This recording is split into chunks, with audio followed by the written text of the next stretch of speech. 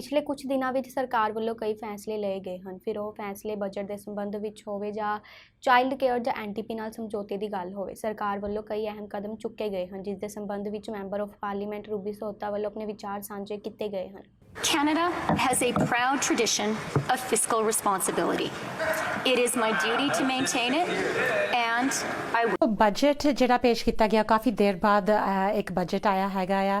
ਇਸ ਬਜਟ ਦੇ ਵਿੱਚ ਸਾਡਾ ਮੇਨਲੀ ਫੋਕਸ ਰਿਹਾ ਹੈਗਾ ਵੀ ਉਸ ਚੀਜ਼ਾਂ ਦੇ ਵਿੱਚ ਇਨਵੈਸਟ ਕੀਤਾ ਜਾਵੇ ਜਿਨ੍ਹਾਂ ਦੀ ਆਊਟਪੁੱਟ ਗਰੋਥ ਹੋਗੀ in jobs, and so that is a big thing that Brampton ਦੇ ਲੋਕ ਜੋ ਦੇਖ ਰਹੇ ਹੈਗੇ ਨੇ ਵੀ ਇੱਥੇ ਹਮੇਸ਼ਾ ਗੱਲ ਕੀਤੀ ਜਾਂਦੀ ਹੈਗੀ ਆ ਵੀ ਇੱਕ ਬੈਡਰੂਮ ਕਮਿਊਨਿਟੀ ਹੈ। So this takes a lot of levels of government to work on that to make sure we ਆਪਣੀ ਇਕੋਨਮੀ ਜਿਹੜੀ ਹੈਗੀ ਆ ਉਹਦੇ ਤੇ ਹਰ ਇੱਕ ਲੈਵਲ ਨੂੰ ਫੋਕਸ ਕਰਨਾ ਚਾਹੀਦਾ ਹੈਗਾ so that we have more output of jobs. But the good thing is ਕਿ ਬਜਟ ਪੇਸ਼ ਕਰਨ ਤੋਂ ਬਾਅਦ ਵੀ like we've been working for a long time with this focus, and ਖਾਸ ਕਰਕੇ ਪੈਂਡੈਮਿਕ ਦੇ ਵਿੱਚ ਵੀ ਇਹੀ ਸਾਡਾ ਫੋਕਸ ਰਿਹਾ। ਦ ਰੀਜ਼ਨ ਅਸੀਂ ਇੰਨੇ ਸਪੋਰਟਸ ਦਿੱਤੇ ਹੈਗੇ ਆ ਲੋਕਾਂ ਨੂੰ, ਬਿਜ਼ਨਸਿਸ ਨੂੰ, ਇਟਸ ਸੋ ਦੈਟ ਪੈਂਡੈਮਿਕ ਤੋਂ ਬਾਅਦ ਆਪਣੀ ਇਕੋਨਮੀ ਬਾਉਂਸ ਬੈਕ ਹੋ ਸਕੇ। ਸੋ ਤੁਸੀਂ ਅਨਐਮਪਲੋਇਮੈਂਟ ਨੰਬਰਸ ਸੁਣੇ ਹੋਣਗੇ ਜਿਸ ਦਿਨ ਫਾਈਨੈਂਸ ਮਿਨਿਸਟਰ ਨੇ ਇਸ ਬਜਟ ਨੂੰ ਪੇਸ਼ ਕੀਤਾ ਸੀ, ਉਸ ਦਿਨ ਅਨਐਮਪਲੋਇਮੈਂਟ 5.5% ਤੇ ਸੀ ਹਜੇ, ਪਰ ਕੁਛ ਦਿਨ ਬਾਅਦ ਹੀ ਪਤਾ ਲੱਗਿਆ ਵੀ ਨਵੇਂ ਨੰਬਰਸ ਦੇ ਹਿਸਾਬ ਨਾਲ we're down to 5.3%.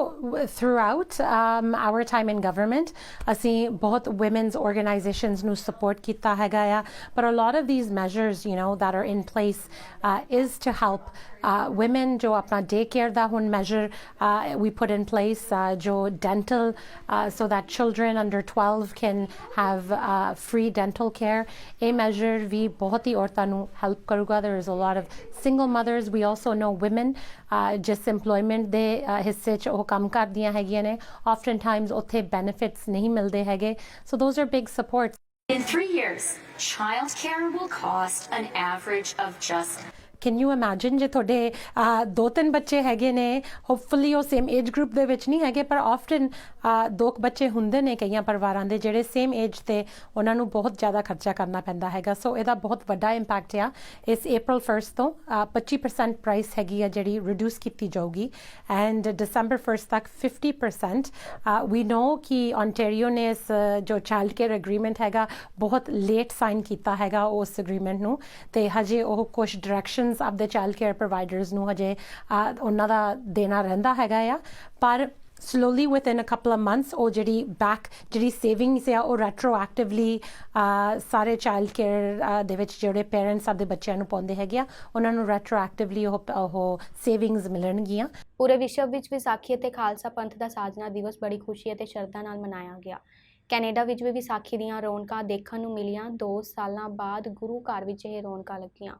GTA ਵਿੱਚ ਓਨਟਾਰੀਓ ਖਾਲਸਾ ਦਰਬਾਰ ਡਿਕਸੀ ਗੁਰੂ ਘਰ ਵਿੱਚ ਵੀ ਵੱਡੀ ਗਿਣਤੀ 'ਚ ਸੰਗਤਾਂ ਨਤਮਸਤਕ ਹੋਈਆਂ ਅਤੇ ਵਿਸਾਖੀ ਦੀਆਂ ਖੁਸ਼ੀਆਂ ਸਾਂਝੀਆਂ ਕੀਤੀਆਂ। ਦਾਤੇ ਦਾ ਲੱਖ ਲੱਖ ਸ਼ੁਕਰ ਆ, ਸੁੱਖ ਦੀ ਵਿਸਾਖੀ ਆਈ ਆ, ਦੁਨੀਆ ਤੇ ਇਦਾਂ ਦੇ ਕਹਿਰ ਤੋਂ ਬਚਾ ਕੇ ਰੱਖੀ। ਹਾਂ, ਜਿਹੜੇ 2-3 ਸਾਲ ਸਜ਼ਾ ਭੋਗੀ ਆ ਲੋਕਾਂ ਨੇ, ਬਹੁਤ ਔਖੀ ਕੱਟੀ ਆ। ਫਿਰ ਅੱਜ ਕੰਮ ਛੁੱਟੀ ਕੀਤੀ, ਮੈਂ ਕਿਹਾ ਗੁਰਦੁਆਰੇ ਮੱਥਾ ਟੇਕੀ, ਕਿਉਂਕਿ ਤੁਹਾਨੂੰ ਪਤਾ ਬੇਲ ਤਾਂ ਮਸੀਂ ਮਿਲਦੀਆਂ ਨੇ ਉਰੇ। 2 ਸਾਲ ਬਾਅਦ ਇਹੋ ਜਿਹਾ ਰੌਣਕ ਮੇਲਾ ਫੇਰ ਸ਼ੁਰੂ ਹੋਇਆ ਆ ਗੁਰੂ ਸਾਹਿਬ ਦੇ ਦਰ ਦੇ ਉੱਤੇ। ਬਹੁਤ ਵਧੀਆ ਲੱਗ ਰਿਹਾ ਆਸ਼ੀਰਵਾਦ ਲੈ ਕੇ ਗੁਰੂ ਸਾਹਿਬ ਜੀ ਦਾ। ਡਿਕਸੀ ਗੁਰਦੁਆਰਾ ਸਾਹਿਬ ਦੇ ਵਿੱਚ ਵੀ ਬਹੁਤ ਪਿਆਰ ਸਤਿਕਾਰ ਨਾਲ ਅੱਜ ਦਾ ਦਿਨ ਮਨਾਇਆ ਜਾ ਰਿਹਾ ਹੈ। ਪੰਜਾਬ ਤੋਂ ਚੋਟੀ ਦੇ ਕੀਰਤਨੀ ਜੱਥੇ, ਕਥਾਵਾਚਕ, ਵਿਚਾਰਾਂ ਕਰਨ ਵਾਲੇ ਸਿੱਖ ਸੰਗਤਾਂ ਨਾਲ ਪਹੁੰਚ ਚੁੱਕੇ ਹਨ। ਸਾਡੀ ਬੇਨਤੀ ਹੈ ਕਿ ਵੱਧ ਤੋਂ ਵੱਧ ਜਿੱਥੇ ਤੱਕ ਵੀ ਆਵਾਜ਼ ਜਾਂਦੀ ਹੈ ਗੁਰਦੁਆਰਾ ਸਾਹਿਬ ਦੇ ਵਿੱਚ ਪਹੁੰਚ ਕੇ ਆਪਣੇ ਵਿਚਾਰ ਸਾਂਝੇ ਕਰੋ। ਓਨਟਾਰੀਓ ਖਾਲਸਾ ਦਰਬਾਰ ਵਿਖੇ ਖਾਲਸਾ ਦਿਵਸ ਮਨਾਇਆ ਜਾ ਰਿਹਾ ਜੀ। ਉਸ ਸੰਬੰਧ ਵਿੱਚ ਸਾਰਾ ਦਿਨ ਕੀਰਤਨ, ਕਥਾ, ਕਵੀਸ਼ੀ ਨਾਲ ਸਾਰੀਆਂ ਸੰਗਤਾਂ ਨੂੰ ਨਿਹਾਲ ਕਰਨਗੇ ਜੀ ਆਪਣੇ ਰਾਗੀ ਸਿੰਘ। ਤੇ ਵਿਸਾਖੀ ਦੇ ਮੌਕੇ ਤੇ ਮੈਨੂੰ ਬਹੁਤ ਖੁਸ਼ੀ ਹੋਈ, ਘਰ ਦੀ ਯਾਦ ਵੀ ਆਉਂਦੀ ਹੈ ਬਹੁਤ, ਬਟ ਗੁਰਦੁਆਰਾ ਸਾਹਿਬ ਆ ਕੇ ਬਹੁਤ ਆਪਣਾਪਣ ਲੱਗਦਾ ਹੈ ਤੇ ਮੈਨੂੰ ਬਹੁਤ ਚੰਗਾ ਲੱਗ ਰਿਹਾ। ਵਿਸਾਖੀ ਐਕਚੁਅਲੀ ਮੇਰਾ ਚਾਈਲਡਹੁੱਡ ਤੋਂ ਹੀ ਬਹੁਤ ਜ਼ਿਆਦਾ ਫੇਵਰੇਟ ਫੈਸਟੀਵਲ ਆ। ਮੈਂ ਅਨੰਦਪੁਰ ਸਾਹਿਬ ਤੋਂ ਹਾਂ, ਜਿੱਥੋਂ ਖਾਲਸਾ ਪੰਥ ਦੀ ਸਾਜਨਾ ਹੋਈ ਸੀਗੀ ਬੇਸਿਕਲੀ ਗੁਰੂ ਗੋਬਿੰਦ ਸਿੰਘ ਜੀ ਦੁਆਰਾ, ਅਤੇ ਮਤਲਬ ਇਹ ਮੇਰਾ ਬਹੁਤ ਜ਼ਿਆਦਾ ਫੇਵਰੇਟ ਫੈਸਟੀਵਲ ਹੈ ਇੱਕ ਤਰ੍ਹਾਂ। ਅਤੇ ਸੁਬਾਹ ਪਹਿਲਾਂ ਅਸੀਂ ਕੰਮ ਤੋਂ ਆਏ ਹਾਂ, ਜਿਵੇਂ ਆਪਾਂ ਇਕੱਠੀ ਕੰਮ ਕਰਦੇ ਅਤੇ ਇਕੱਠੀ ਰਹਿੰਦੇ ਹਾਂ, ਅਤੇ ਫਿਰ ਗੁਰਦੁਆਰਾ ਸਾਹਿਬ ਆ ਗਏ ਅਤੇ ਲੰਗਰ ਦੀ ਸੇਵਾ ਕੀਤੀ, ਅਤੇ ਤੇ ਹੁਣ ਬਸ ਘਰ ਜਾ ਰਹੇ ਹਾਂ। ਗੁਰਦੁਆਰਾ ਸਾਹਿਬ ਸੇਵਾ ਕਰਾਂਗੇ ਨਾ, ਲੰਗਰ 'ਚ ਥੋੜਾ ਆਣਾ ਜੀ, ਤੇ ਕਿਉਂਕਿ ਊਂ ਤਾਂ ਟਾਈਮ ਕੱਢਣਾ ਔਖਾ ਹੋ ਜਾਂਦਾ ਨਾ, ਚੱਲ ਦਿਨ ਤਿਉਹਾਰ ਦੇ ਨਾਲ ਬਹਾਨੇ ਨਾਲ ਆਇਆ ਜਾਂਦਾ ਇੱਥੇ ਹੈ ਨਾ, ਨਾਲੇ ਸੇਵਾ ਕਰੀ ਜਾਂਦੀ ਹੈਗੀ। ਵਿਸਾਖੀ ਬਸ ਇੱਥੇ ਗੁਰਦੁਆਰਾ ਸਾਹਿਬ ਵਿੱਚ ਆ ਕੇ ਤੇ ਥੋੜੀ ਦੇਰ ਪਾਠ ਕਰਕੇ ਲੋਕਾਂ ਨੂੰ ਮਿਲ ਕੇ ਐਵੇਂ ਸੈਲੀਬ੍ਰੇਟ ਕਰ। Honestly, my parents never let me feel disconnected, you know? They always brought me to the Gurdwara on special days as well as like every week. And they always kept those traditions alive. And now it's my responsibility to carry that on to my friends and my social circles because I think it's beautiful to come from somewhere, you know? ਜਦੋਂ ਤੁਸੀਂ ਕਿੱਥੋਂ ਆਉਂਦੇ ਆ ਤੁਹਾਡੀਆਂ ਜੜ੍ਹਾਂ ਕਿਤੇ ਲੱਗੀਆਂ ਹੁੰਦੀਆਂ ਵਧੀਆ ਲੱਗਦਾ ਬੰਦੇ ਨੂੰ। Every single day of my life is getting connected to my roots because they're my roots and that's where I come from. So for Vaisakhi, like today's the first day of Vaisakh, that's important to know the months of our calendar. That's really big, and we think about Purnamashis on Saturday, April 16th. So we think about all these things, and that helps me feel connected because we have April here, but we also have Vaisakh, and that's the 2 months and the two things that we live with. Drug awareness society of Toronto ਵੱਲੋਂ ਇਸ ਮਹੀਨੇ ਲੋਕਾਂ ਨੂੰ ਸ਼ਰਾਬ ਨਾ ਪੀਣ ਦੀ appeal ਕੀਤੀ ਜਾ ਰਹੀ ਹੈ। ਇਸ ਸੰਸਥਾ ਵੱਲੋਂ ਅਪ੍ਰੈਲ ਮਹੀਨੇ 'ਚ ਨੋ ਟੂ ਡਰੱਗਸ ਅਤੇ ਨੋ ਟੂ ਅਲਕੋਹਲ ਨਾਮਕ ਮੁਹਿੰਮ ਵੀ ਸ਼ੁਰੂ ਕੀਤੀ ਗਈ ਹੈ। ਇਸ ਮੁਹਿੰਮ ਤਹਿਤ ਲੋਕਾਂ ਨੂੰ ਸ਼ਰਾਬ ਨਾ ਪੀਣ ਦੀ ਅਪੀਲ ਕੀਤੀ ਜਾਂਦੀ ਹੈ। ਮੈਨੂੰ ਲੱਗੀ ਨਹੀਂ ਹੋਈ। ਹੁਣ ਇਹ ਤੁਸੀਂ ਕਿਵੇਂ ਕੰਸੀਡਰ ਕਰੋਗੇ ਵੀ ਤੁਸੀਂ ਇੱਕ ਹਫ਼ਤਾ ਨਹੀਂ ਛੱਡ ਸਕਦੇ ਜਾਂ ਮਹੀਨਾ ਛੱਡ ਨਹੀਂ ਸਕਦੇ ਤੇ ਤੁਸੀਂ ਕਹਿੰਦੇ ਮੈਨੂੰ ਸ਼ਰਾਬ ਮੈਂ ਐਡਿਕਸ਼ਨ ਨਹੀਂ ਹੈਗੀ। ਐਡਿਕਸ਼ਨ ਤਾਂ ਹੈਗੀ ਆ, ਭਾਵੇਂ ਇੱਕ ਪੈਗ ਦੀ ਆ।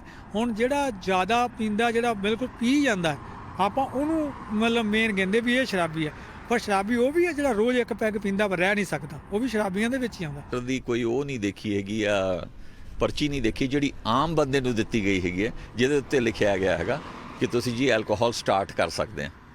ਹਾਂ, ਜਿਹੜੇ ਐਲਕੋਹਲਿਜ਼ਮ ਤੇ ਪਹੁੰਚ ਗਏ ਹੈਗੇ ਆ ਉਹ ਮੈਂ ਜਾਣਦਾ ਹੈਗਾ। ਸੈਂਟਰਸ ਮੈਂ ਜਾਣਦਾ ਹੈਗਾ ਜਿੱਥੇ ਡਾਕਟਰ ਦੀਆਂ ਪਰਚੀਆਂ ਹੈਗੀਆਂ, ਪਰ ਉਹ ਤਾਂ ਬਿਲਕੁਲ ਜ਼ਿੰਦਗੀ ਤੱਕ ਹੀ ਖਤਮ ਹੋ ਗਈ ਹੁੰਦੀ ਹੈ। ਪਰ ਮੈਂ ਅੱਜ ਤੱਕ ਕਿਸੇ ਨੂੰ ਇੱਦਾਂ ਨਹੀਂ ਦੇਖਿਆ ਕਿ ਕੋਈ ਡਾਕਟਰ ਲਿਖ ਰਿਹਾ ਹੈਗਾ ਕਿ ਭਾਈ ਤੂੰ ਸ਼ੁਰੂ ਕਰ ਦੇ, ਤੈਨੂੰ ਆਹ ਪਰਚੀ ਦੇ ਦਿੱਤੀ ਹੈਗੀ ਹੈ। ਉਹ ਪਰਚੀ ਮੈਂ ਕਿਸੇ ਡਾਕਟਰ ਤੋਂ ਨਹੀਂ ਦੇਖੀ। ਲੋਕੀ ਡਰੱਗ ਦੀਆਂ ਬਹੁਤ ਗੱਲਾਂ ਕਰਦੇ ਕਿ ਡਰੱਗ ਇੱਦਾਂ ਸਮਗਲ ਹੁੰਦੀ ਆ, ਇੱਦਾਂ ਬੱਚੇ ਮਰਦੇ ਆ, ਪਰ ਸਭ ਤੋਂ ਜ਼ਿਆਦਾ ਸ਼ਰਾਬ ਨੁਕਸਾਨ ਕਰਦੀ ਆ ਕਿਉਂਕਿ ਇੱਕ ਤਾਂ ਲੀਗਲ ਹੈ, ਇੱਕ ਇੰਡਸਟਰੀ ਬਣ ਗਈ ਹੈ ਤੇ ਹੁਣ ਤਾਂ ਸਾਰੀਆਂ ਡਰੱਗਾਂ ਹੀ ਇੰਡਸਟਰੀ ਬਣ ਗਈਆਂ, ਇਸੇ ਕਰਕੇ ਜ਼ਿਆਦਾ ਇਹਦੀ ਪ੍ਰੋਬਲਮ ਹੈਗੀ ਆ। ਤੇ ਜਿੰਨੇ ਵੀ ਆਪਾਂ ਸਾਰੇ ਬੈਠ ਕੇ ਗੱਲਾਂ ਕਰਦੇ ਹਾਂ ਕਿ ਬੱਚਿਆਂ ਦੇ ਵਿੱਚ ਬੜੀ ਪ੍ਰੋਬਲਮ ਹੈ, ਬੱਚਿਆਂ ਦੇ ਵਿੱਚ ਪ੍ਰੋਬਲਮ ਘੱਟ ਹੈ ਤੇ ਅਡਲਟ ਦੀ ਪ੍ਰੋਬਲਮ ਜ਼ਿਆਦਾ ਹੈ ਕਿਉਂਕਿ ਪੇਰੈਂਟਸ ਜੋ ਅਸੀਂ ਅਡਲਟ ਕਰਦੇ ਹਾਂ ਉਹੀ ਬੱਚੇ ਕਰਦੇ ਆ। ਨਾ ਲੈਵਲ ਹੈਗਾ ਤਾਂ ਇਹਦਾ ਜਿਹੜਾ ਹੈਗਾ 0.080 ਮਿਲੀਗ੍ਰਾਮ, ਜਿਹੜਾ 1 ਮਿਲੀਗ੍ਰਾਮ ਬਲੱਡ ਦੇ ਵਿੱਚ ਜਿਹੜਾ ਐਲਕੋਹਲ ਕੰਟੈਂਟ ਹੋਵੇ ਤਾਂ ਉਹਨੂੰ ਆਪਾਂ ਇੰਪੇਅਰਡ ਕਹਿੰਦੇ ਹੈਗੇ ਆ। ਚਾਰਜਸ ਉਹ ਹੀ ਹੈਗੇ ਆ, ਜਿਹੜੇ ਚਾਰਜਸ ਦੇ ਲੈਵਲ ਹੈਗੇ, ਜਿਹੜੇ ਡੀਲਿੰਗ ਦੇ ਲੈਵਲ ਹੈਗੇ ਆ, ਉਹ ਜਿਹੜੇ ਹੈਗੇ ਉਹ ਵਧਾ ਦਿੱਤੇ ਗਏ। ਗਵਰਨਮੈਂਟ ਨੇ ਵਧਾਏ ਹੈਗੇ। ਉਹਦੇ ਉੱਤੇ ਮਤਲਬ ਕਿ ਹੋਰ ਸਖਤ ਕੀਤਾ ਹੈਗਾ। ਜਿੱਥੇ ਤੇ ਆਪਾਂ ਕ੍ਰਾਈਮ ਦੀ ਗੱਲ ਕਰਦੇ ਹੈਗੇ, ਤੁਸੀਂ ਚਾਰਜ ਹੁੰਦੇ ਹੈਗੇ ਤਾਂ ਅਕਸਰ ਦੇਖਿਆ ਗਿਆ ਹੈਗਾ ਕਿ ਜਿਹੜਾ ਤੁਹਾਡਾ ਨੁਕਸਾਨ ਹੈਗਾ, ਤੁਹਾਡੀ ਗੱਡੀ ਜਿਹੜੀ ਕਿ ਉਹ ਇੰਪਾਊਂਡ ਹੋ ਜਾਂਦੀ ਹੈ, ਤੁਹਾਡਾ ਲਾਇਸੈਂਸ ਜਿਹੜਾ ਹੈਗਾ ਉਹ ਸਸਪੈਂਡ ਹੋ ਜਾਂਦਾ ਹੈਗਾ। ਠੀਕ ਹੈ, ਉਹ 3 ਮਹੀਨੇ ਤੁਸੀਂ ਗੱਡੀ ਨਹੀਂ ਚਲਾ ਸਕਦੇ। ਇੰਪਾਊਂਡ 7 ਦਿਨ ਤੋਂ ਲੈ ਕੇ 45 ਦਿਨ ਤੇ ਡਿਪੈਂਡਿੰਗ ਔਨ ਤੁਸੀਂ ਪਹਿਲੀ ਵਾਰ ਚਾਰਜ ਹੋ ਰਹੇ ਜਾਂ ਦੂਸਰੀ ਵਾਰ ਚਾਰਜ ਹੋਣਾ, ਤੁਹਾਡੀ ਗੱਡੀ ਇੰਪਾਊਂਡ ਹੋ ਜਾਂਦੀ ਹੈ। ਇਹ ਤੁਸੀਂ ਇੰਪਾਊਂਡ ਦੇ ਚਾਰਜ ਪੇ ਕਰਦੇ ਆ। ਫਿਰ ਤੁਸੀਂ ਜਿਹੜੇ ਡਰਾਈਵਿੰਗ ਲਾਇਸੈਂਸ ਹੈਗਾ ਉਹਨੂੰ ਰੀਇਨਸਟੇਟ ਕਰਾਉਣ ਦੇ $800 ਤੋਂ $900 ਤੁਸੀਂ ਉਹ ਪੇ ਕਰਦੇ, ਪਲੱਸ ਤੁਸੀਂ ਲੀਗਲ ਕਾਸਟ, ਇਹ ਸਾਰਾ ਕੁਝ ਮਿਲਾ ਕੇ ਕਰੀਬ 15-16 ਹਜ਼ਾਰ ਤੋਂ ਲੈ ਕੇ 20 ਹਜ਼ਾਰ ਤੱਕ ਤੁਹਾਡਾ ਖਰਚਾ ਹੁੰਦਾ।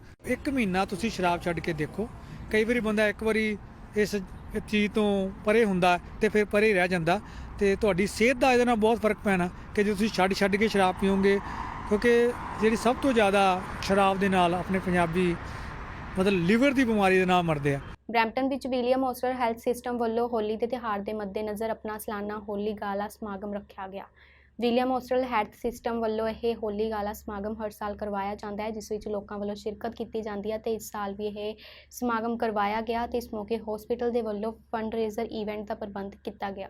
ਕੁਝ ਲੋਕਾਂ ਨੂੰ ਸ਼ਾਇਦ ਨਾ ਪਤਾ ਹੋਵੇ ਪਰ ਗਵਰਨਮੈਂਟ ਸਾਰੇ ਫੰਡਸ ਸਾਨੂੰ ਨਹੀਂ ਦਿੰਦੀ ਹੈਗੀ ਹੈ। ਸੋ ਇਸ ਕਰਕੇ ਸਾਨੂੰ ਕਮਿਊਨਿਟੀ ਦੀ ਵੀ ਲੋੜ ਹੈ, ਸਾਡੇ ਬਿਜ਼ਨਸ ਕਮਿਊਨਿਟੀ ਦੀ ਵੀ ਲੋੜ ਹੈ, ਸਾਨੂੰ ਸਪਾਂਸਰ ਦੀ ਵੀ ਲੋੜ ਹੈ। ਜਦੋਂ ਸਾਨੂੰ ਲੋੜ ਪੈਣੀ ਹੈ ਹਸਪੀਟਲਸ ਦੀ ਤੇ ਉਸ ਵੇਲੇ ਅਸੀਂ ਆਪਣੇ ਹਸਪੀਟਲ ਨੂੰ ਮਜ਼ਬੂਤ ਕਰੀਏ ਤੇ ਸਭ ਤੋਂ ਵਧੀਆ ਬਣਾਈਏ, ਕਿਉਂਕਿ ਜਦੋਂ ਸਾਨੂੰ ਸੇਵਾਵਾਂ ਦੀ ਲੋੜ ਪਵੇ ਉਸ ਵੇਲੇ ਸਾਡਾ ਹਸਪੀਟਲ ਸਭ ਤੋਂ ਵਧੀਆ ਹੋਵੇ। ਇਵੈਂਟ ਦੀ ਖਾਸੀਅਤ ਹੈ ਇਹ ਕਿ ਆਪਣੇ ਹਸਪੀਟਲ ਵਾਸਤੇ ਇਹ ਜਿਹੜੇ ਫੰਡਸ ਰੇਜ਼ ਕੀਤੇ ਜਾਂਦੇ ਉਹਨਾਂ ਵਾਸਤੇ ਜਾ ਰਹੇ ਆ।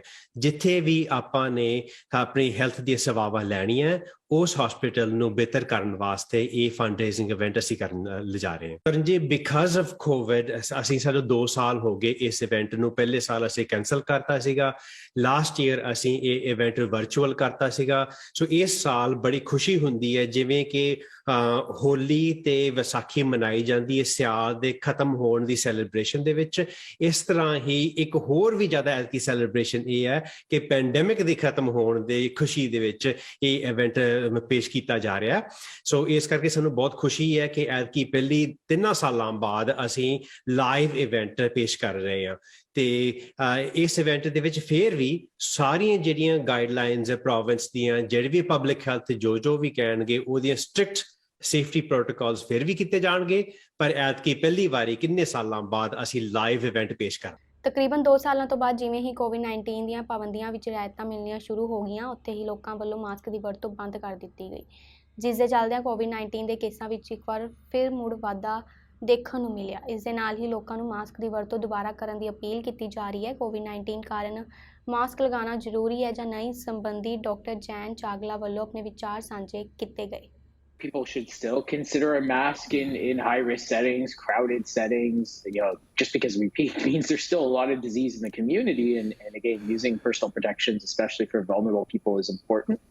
I think, again, we can still leave things at not necessarily making it an enforceable behavior, but still a very recommended behavior by public health, which is amongst the other recommended behaviors by public health we have on a day-to-day basis. Measles vaccine rates have fallen down. There was already measles circulating in Europe at the time. There's global concerns around childhood vaccinations and many of those programs being lost. There's polio outbreaks now ongoing in Israel. There is some of this that has been lost. And I think we have to be very careful, especially, with how we approach decision-making around vaccinations, like COVID vaccine in parents, recognizing that there is a number of vaccines that children need. And again, we have to make sure they're accessible, that education is proper, and a lot of the anti-vaccine rhetoric that's going around doesn't get lumped into those other vaccines, which are just as important for childhood development.